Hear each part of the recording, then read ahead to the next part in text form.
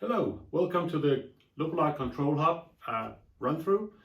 We have created a suitcase with some test equipment for you to play with. I will run it through and we'll hope that you will enjoy this. This is the Control Hub suitcase that we created for you.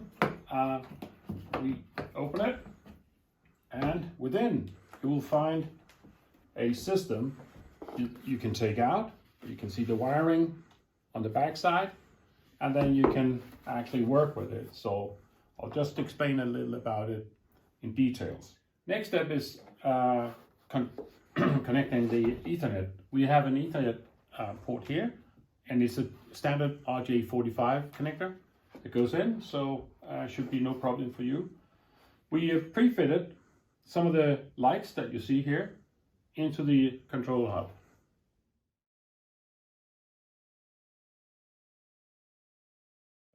This area here is the terminals, and we have the plus in here and one minus in.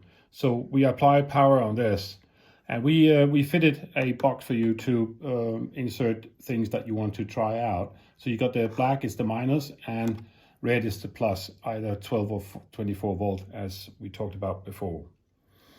We got some dip switches here. That is the manual override for each channel. And if you see that these two channels or these two dip switches are up, so they are active at the moment. So we got a buzzer that will alarm. So if we have an alarm situation, it will sound. And we got the settings, which is the one that you can see on the MFD later. This section over here of the terminals are dedicated for the power input. We got an alarm trigger output so that we can trigger either a siren or a strobe light, whatever you need to make you aware that alarm has been triggered. The four below terminals are for the hardware input, so we can actually apply a button to control some of the groups, which I will come into later on. I have now applied 12 volt to this system, but it could also be 24 volt as we already discussed. And now we set up the system. You see a little green LED showing that we have power applied and the system is functional. If we do get an alarm because one light fails or for some other reason an alarm is triggered, this one will turn red. So you have an indication that there is an alarm situation. We have, as I spoke before about, applied a hardware input, which is this button, and we assigned it to the anchor light here. So even though the MFD is not connected, we will still be able to override it. And we can also do the override by the dip switches manually, but they can be a little hard to get a hold of. So the group button, which we applied here for this hardware input number one, could be consisting of several lights into a group. So you would be able to have actually buttons that are equivalent to the ones that you apply later on, which you will see when we have underway or another situation where we will turn on several channels. In case that an MFD should fail, which we of course never expect, but if it does, or if you have a reason to do a manual override, you will be able to go in and do the dip switch here and turn it on, and then you will turn on light manually. This light will not be able to be turned off via the MFD when you turn the MFD on again. You will have to go and disconnect it here.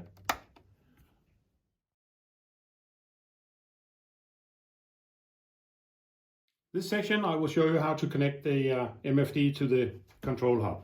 So we got the cable, the Ethernet cable here, so we'll plug it in.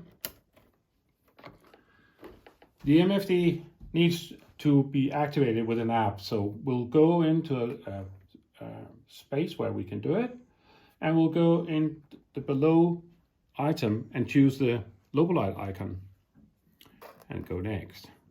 And we'll just save it as Lopolight.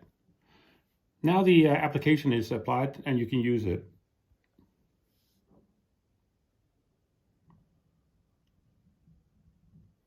The next step is to connect a tablet or a computer to the MFD. You have the MFD network settings. So in this case, I will log on to my MFD through this. and then I'll punch in my code and I'll have the access.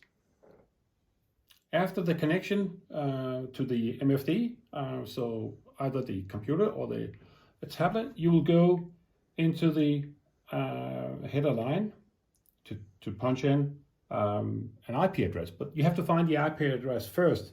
So you go to the MFD, press settings, here you go, sorry, and down here, or over here, depending on where the settings of the screen, you get the IP address. So in this case, it's 198.18.4.90, and then I go there.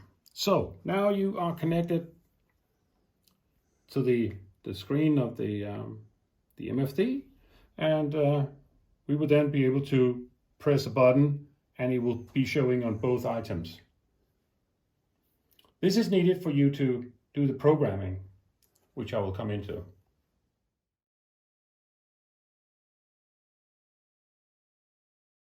Now we connected the tablet or computer to the MFD, and we want to go into the different settings.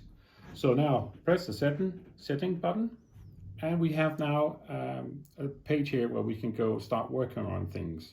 So I want to go in and upload a vessel type that is equivalent to my use. So I go to configuration library, and in this case we preloaded 2 vessels, one version which is already preset to 12 volt and one which is preset to 24 volt. So I will then go and choose a vessel. This could be the Axiom 12 volt, and I approve it. Here we go. And then I go home again. So now I got a sailing vessel here. And if I go and update the screen up here, then we are now back and have the same screen. So quite easy. You can actually also do it from the MFD on Raymarine. You press the setting, configuration library, and you go in and choose, again, I choose the powerboat, and I go back, and I got the settings for the powerboat. So all the lights are now assigned from the different channels that we have fitted on this test board, so that when we press, for instance, underway, it will light up the different lights that are required for this. And then it will also be grouped in different lights. So several items are grouped into the underway. And if I go and press the anchor instead, I will then turn off the group of underway, and only the light of the anchor is turned on.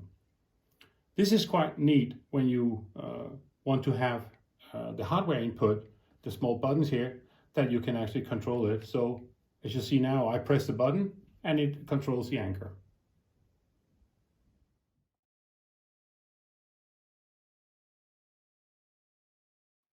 The control hub is controlling up to 16 channels, and on the front case here we have a label in which you can write the different channels, what they are controlling. So channel 1 could be starboard, and channel 2 could be port light, and then you apply the cables from the different lights to the different channels.